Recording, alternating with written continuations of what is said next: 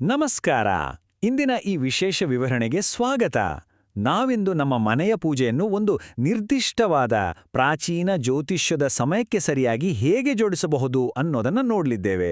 ಇದು ನಮ್ಮ ನಕಾರಾತ್ಮಕ ಕರ್ಮಗಳನ್ನು ಅಳಿಸಿ ಹಾಕಲು ಒಂದು ಕಾಸ್ಮಿಕ್ ಮಲ್ಟಿಪ್ಲೇಯರ್ ತರಹ, ಅಂದ್ರೆ ಒಂದು ಬ್ರಹ್ಮಾಂಡದ ಗುಣಕದಂತೆ ಹೇಗೆ ಕೆಲಸ ಮಾಡುತ್ತೆ ಅಂತ ತಿಳಿದುಕೊಳ್ಳೋಣ ಬನ್ನಿ. ಸರಿ, ಇಂದಿನ ನಮ್ಮ ಚರ್ಚೆಯ ಹಾದಿ ಹೀಗಿದೆ ನೋಡಿ.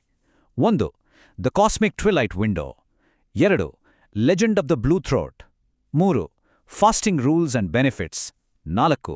Sacred mantras and offerings. ಮತ್ತು 5. 7 ಸ್ಟೆಪ್ ಹೋಮ್ ಪೂಜಾ ವಿಧಾನ. ಪುರಾಣಗಳ ಅದ್ಭುತ ಕಥೆಗಳಿಂದ ಶುರು ಮಾಡಿ ಮನೆಯಲ್ಲೇ ಮಾಡಬಹುದಾದ ಅತ್ಯಂತ ಸುಲಭವಾದ ಹಂತ-ಹಂತದ ಪೂಜಾ ವಿಧಾನದವರೆಗೆ ಎಲ್ಲವನ್ನೂ ಕವರ್ ಮಾಡೋಣ. ಈಗ ಮೊದಲನೇ ವಿಭಾಗ, ದ ಕಾಸ್ಮಿಕ್ ಟ್ವಿಲೈಟ್ ವಿಂಡೋ. ಈ ಪವಿತ್ರ ಸಮಯದ ಹಿಂದಿರುವ ನಿಖರವಾದ ಲೆಕ್ಕಾಚಾರವನ್ನ ಅರ್ಥ ಮಾಡಿಕೊಳ್ಳೋಣ. ಇಲ್ಲಿ ನಾವು ಗಮನಿಸಬೇಕಾದ ಮುಖ್ಯವಾದ ವಿಷಯ ಅಂದ್ರೆ, ಈ ಪ್ರದೋಷ ಪ್ರತಿ ಚಂದ್ರಮಾಸದಲ್ಲಿ 2 ದಾರಿ ಬರುತ್ತೆ. ಹೌದು, ಶುಕ್ಲಪಕ್ಷ ಮತ್ತು ಕೃಷ್ಣ ಪಕ್ಷದ ತ್ರಯೋದಶಿ ಅಂದ್ರೆ 13ನೇ ದಿನದಂದು ಇದು ಸಂಭವಿಸುತ್ತೆ. ಇದೇನ್ ಗೊತ್ತಾ, ನಮ್ಮ ಆಧ್ಯಾತ್ಮಿಕ ವಿಮೋಚನೆಗೆ ಅಥವಾ ನಮ್ಮೆಲ್ಲ ಪಾಪಗಳನ್ನು ನಾಶ ಮಾಡಲು ಪ್ರಕೃತಿ ನಮಗೆ ನಿಯಮಿತವಾಗಿ ನೀಡುವ ಒಂದು ಅದ್ಭುತವಾದ ಅವಕಾಶ. ಇದನ್ನು ಸಂಧ್ಯಾಕಾಲ ಅಂತ ಕರೀತಾರೆ. ಸೂರ್ಯಾಸ್ತಕ್ಕೆ ಸರಿಯಾಗಿ 1.5 ಗಂಟೆ ಮುಂಚೆ ಶುರುವಾಗಿ ಸೂರ್ಯಾಸ್ತದ ನಂತರ 1 ಗಂಟೆವರೆಗೆ ಇರೋ ಸಮಯ ಇದು. ಈ 2.5 ಗಂಟೆಗಳ ಸಮಯ ಹೇಗಿರುತ್ತೆ ಅಂದ್ರೆ, ಅದೊಂದು ಕಿರಿದಾದ ಕಾಸ್ಮಿಕ್ ಪೋರ್ಟಲ್ ಇದ್ದಾಗೆ. ಈ ಹೊತ್ತಿನಲ್ಲಿ ಭೌತಿಕ ಮತ್ತು ಆಧ್ಯಾತ್ಮಿಕ ಪ್ರಪಂಚಗಳ ನಡುವಿನ ಪರದೆ ಅತ್ಯಂತ ತೆಳುವಾಗಿರುತ್ತೆ. ಊಹಿಸ್ಕೊಳ್ಳಿ, ದೈವಿಕ ಶಕ್ತಿಯ ಜೊತೆ ಸಂಪರ್ಕ ಸಾಧಿಸಲು ಇದಕ್ಕಿಂತ ಒಳ್ಳೆ ಸಮಯ ಬೇರೆಯೊಂದಿಲ್ಲ ಅಲ್ವಾ? ಈಗ 2ನೇ ವಿಭಾಗ, legend of the blue throat. ಅಷ್ಟಕ್ಕೂ ಈ ಮುಸ್ಸಂಜೆಯ ಸಮಯ ಇಷ್ಟೊಂದು ಅದ್ಭುತವಾಗಿ, ಅಷ್ಟೇ ಶಕ್ತಿಶಾಲಿಯಾಗಿ ಇರೋದಕ್ಕೆ ಕಾರಣ ಏನು ಅಂತ ನೀವು ಯೋಚಿಸ್ತಿರ್ಬೋದು. ಶಿವಪುರಾಣದ ಸಮುದ್ರ ಮಥನದ ಆ ಐತಿಹಾಸಿಕ ಕಥೆ ನಮ್ಗೆಲ್ಲ ಗೊತ್ತೇ ಇದೆ. ಇಡೀ ಬ್ರಹ್ಮಾಂಡವನ್ನು ಉಳಿಸುವುದಕ್ಕಾಗಿ ಪರಮಶಿವನು ಆ ಭಯಾನಕವಾದ ಹಾಲಾಹಲ ವಿಷವನ್ನು ಕುಡಿದದ್ದು ಇದೇ ಮುಸ್ಸಂಜೆಯ ಸಮಯದಲ್ಲಿ. ಆ ವಿಷವನ್ನು ಆತ ತನ್ನ ಗಂಟಲಿನಲ್ಲಿಯೇ ಹಿಡಿದಿಟ್ಟುಕೊಂಡ, ಹಾಗಾಗಿ ಆತನ ಗಂಟಲು ನೀಲಿಯಾಯಿತು ಮತ್ತು ಆತನಿಗೆ ನೀಲಕಂಠ ಅನ್ನೋ ಹೆಸರು ಬಂತು.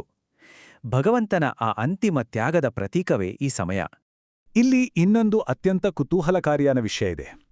ಪ್ರದೋಷ ಅನ್ನೋದು ಕೇವಲ ಪೂಜೆ ಅಲ್ಲ, ಅದು ವಾಸ್ತವವಾಗಿ ಶಿವನ ಆನಂದದ ಮತ್ತು ಕ್ಷಮಾದಾನದ ನೃತ್ಯದ ಆಚರಣೆ. ಬ್ರಹ್ಮಾಂಡವನ್ನು ರಕ್ಷಿಸಿದ ಮೇಲೆ ಶಿವನು ನಂದಿಯ ಕೊಂಬುಗಳ ನಡುವೆ ನಿಂತು ದೇವತೆಗಳಿಗೆ ಕ್ಷಮೆ ನೀಡುತ್ತಾ ಮಾಡಿದ ಆ ಆನಂದ ತಾಂಡವವನ್ನು ಈ ಪವಿತ್ರ ಸಮಯವು ಆಚರಿಸುತ್ತೆ. ಎಂಥ ಅದ್ಭುತವಾದ ದೃಶ್ಯ ಅಂತ ಒಮ್ಮೆ ಕಲ್ಪನೆ ಮಾಡ್ಕೊಳ್ಳಿ. ಮುಂದೆ ವಿಭಾಗ 3, ಫಾಸ್ಟಿಂಗ್ ರೂಲ್ಸ್ ಆ್ಯಂಡ್ ಬೆನಿಫಿಟ್ಸ್. ಈ ಶಕ್ತಿಶಾಲಿ ಸಮಯಕ್ಕೆ ನಮ್ಮ ದೇಹ ಮತ್ತು ಮನಸ್ಸನ್ನು ಸಿದ್ಧಪಡಿಸಿಕೊಳ್ಳಲು ನಾವು ಕೆಲವು ನಿಯಮಗಳನ್ನು ಪಾಲಿಸಬೇಕಾಗುತ್ತೆ. ಇಲ್ಲಿ 2 ರೀತಿಯ ಉಪವಾಸಗಳಿವೆ. ಕೆಲವರು ಇಡೀ ಹಗಲು ರಾತ್ರಿ ಎಚ್ಚರವಿದ್ದು 24 ಗಂಟೆಗಳ ಕಾಲ ಕಠಿಣ ಉಪವಾಸ ಮಾಡ್ತಾರೆ.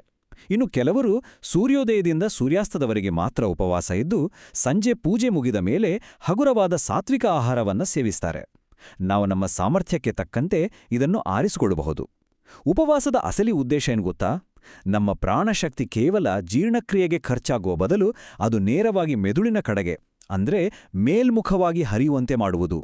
ಇದೊಂದು ವಿಜ್ಞಾನವೇ ಸರಿ. ಈಗ ವಾರದ ಯಾವ ದಿನದಂದು ಪ್ರದೋಷ ಬರ್ತದೆ ಅನ್ನೋದರ ಮೇಲೂ ನಮಗೆ ಸಿಗುವ ಆಶೀರ್ವಾದಗಳು ಬದಲಾಗ್ತವೆ. ಉದಾಹರಣೆಗೆ, ಸೋಮವಾರದ ಸೋಮ ಪ್ರದೋಷ ಉತ್ತಮ ಆರೋಗ್ಯವನ್ನು ತಂದುಕೊಟ್ರೆ, ಶನಿವಾರದ ಶನಿ ಪ್ರದೋಷವನ್ನು ಅತ್ಯಂತ ಶಕ್ತಿಶಾಲಿ ಅಂತ ಪರಿಗಣಿಸಲಾಗಿದೆ. ಇದು ಶನಿಯ ದುಷ್ಪರಿಣಾಮಗಳನ್ನು ನಿವಾರಿಸಲು ರಾಮಬಾಣವಿದ್ದಂತೆ ಅಂತ ಶಾಸ್ತ್ರಗಳು ಹೇಳ್ತವೆ. ಬನ್ನಿ, ವಿಭಾಗ 4, ಸೇಕ್ರೆಡ್ ಮಂತ್ರಾಸ್ ಆ್ಯಂಡ್ ಆಫರಿಂಗ್ಸ್ ಕಡೆಗೆ ಹೋಗೋಣ.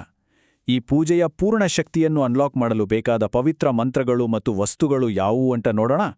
ಈ ಅತ್ಯಂತ ಸೂಕ್ಷ್ಮವಾದ ಪವಿತ್ರವಾದ ಸಮಯದಲ್ಲಿ ಭಗವಂತನ ಜೊತೆ ಹೇಗೆ ಸಂಪರ್ಕ ಸಾಧಿಸಬಹುದು ಅನ್ನೋ ಪ್ರಶ್ನೆ ನಮಗೆ ಬರೋದು ಸಹಜ ಅಲ್ವಾ?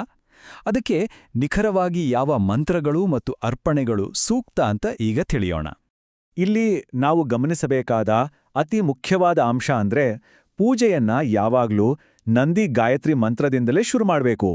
ಯಾಕೆಂದ್ರೆ ಈ ಮುಸ್ಸಂಜೆಯ ಹೊತ್ತಲ್ಲಿ ಪರಮಶಿವನ ಕೃಪೆ ಪಡೆಯಲು ಪವಿತ್ರ ನಂದಿಯೇ ನಮಗೆ ಪ್ರಮುಖ ಮಾಧ್ಯಮ. ನಂತರ ನಮ್ಮೆಲ್ಲರಿಗೂ ತಿಳಿದಿರುವ ಶಿವಪಂಚಾಕ್ಷರಿ ಅಂದ್ರೆ ಓಂ ನಮಃ ಶಿವಾಯ ಮಂತ್ರವನ್ನ 108 ಬಾರಿ ಜಪಿಸುವುದು ಹಾಗೂ ಮಹಾಮೃತ್ಯುಂಜಯ ಮಂತ್ರವನ್ನ ಪಠಿಸುವುದು. ಆರಂಭಿಕರಿಗೂ ಕೂಡ ಇದು ಅತ್ಯಂತ ಸುಲಭವಾದ ಮತ್ತು ಶಕ್ತಿಶಾಲಿಯಾದ ಅಭ್ಯಾಸವಾಗಿದೆ. ಶಿವಲಿಂಗಕ್ಕೆ ಮಾಡುವ ಅಭಿಷೇಕದ ಬಗ್ಗೆ ಹೇಳೋದಾದ್ರೆ, ನಾವು ಬಳಸುವ ಪ್ರತಿಯೊಂದು ವಸ್ತುವಿಗೂ ಒಂದೊಂದು ವಿಶೇಷವಾದ ಆಶೀರ್ವಾದವಿದೆ. ಹಾಲಿನಿಂದ ದೀರ್ಘಾಯುಷ್ಯ, ತುಪ್ಪದಿಂದ ಮೋಕ್ಷ, ಜೇನುತುಪ್ಪದಿಂದ ಮಧುರವಾದ ಧ್ವನಿ ಸಿಗುತ್ತೆ ಅಂತ ಶಾಸ್ತ್ರಗಳು ಹೇಳ್ತವೆ. ಹೀಗೆ ಪ್ರತಿಯೊಂದಕ್ಕೂ ಅದರದೇ ಆದ ಅದ್ಭುತ ಮಹತ್ವವಿದೆ.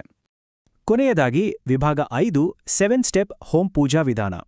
ಈ ಎಲ್ಲ ಪ್ರಾಚೀನ ಜ್ಞಾನವನ್ನು ಒಟ್ಟುಗೂಡಿಸಿ ನಾವು ಮನೆಯಲ್ಲೇ ಸುಲಭವಾಗಿ ಪ್ರಾಯೋಗಿಕವಾಗಿ ಹೇಗೆ ಪೂಜೆ ಮಾಡ್ಬೋದು ಅಂತ ಹಂತವಾಗಿ ನೋಡೋಣ. ಈ 7 ಹಂತಗಳ ವಿಧಾನದಲ್ಲಿ ಮೊದಲ 3 ಹಂತಗಳು ಸಂಪೂರ್ಣವಾಗಿ ನಮ್ಮ ದೈಹಿಕ ಮತ್ತು ಸ್ಥಳದ ಶುದ್ಧೀಕರಣದ ಬಗ್ಗೆ ಹೇಳ್ತವೆ. ಸೂರ್ಯಾಸ್ತಕ್ಕೂ ಮುನ್ನವೇ ಸ್ನಾನ ಮಾಡಿ ಶುಭ್ರವಾದ ಬಿಳಿ ಬಟ್ಟೆಗಳನ್ನು ಧರಿಸಬೇಕು.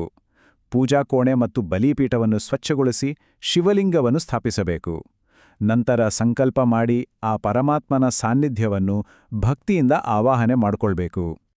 ಮುಂದಿನ 4 ಹಂತಗಳು ನಮ್ಮ ಮುಖ್ಯ ಆರಾಧನೆಗೆ ಸಂಬಂಧಪಟ್ಟಿವೆ.